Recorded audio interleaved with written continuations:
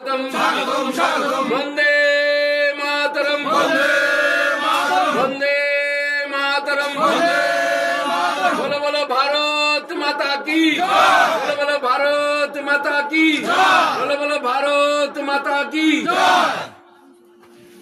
নিতাই মহোদয় এই শক্তি কেন্দ্র প্রমুখ সদস্য মহোদয় বিশেষ করে আগামীকালকে যুব মোর্চার যে জনসমাবেশ এবং 9ই মার্চ আগরতলা আস্তাবল ময়দানে আমাদের সরকারের দ্বিতীয় বর্ষপূর্তি উপলক্ষে প্রত্যেকটা জায়গায় পথসভা উঠানসভা চলছে।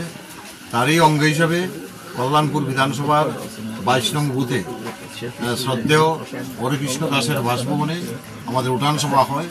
এই উঠানসভায় 6 পরিবারের 18 জন ভোটার মার্ক্সবাদী কমিউনিস্ট পার্টি পতাকা ফেলে আমাদের ভারতীয় জনতা পার্টিতে সামিল হয়েছে।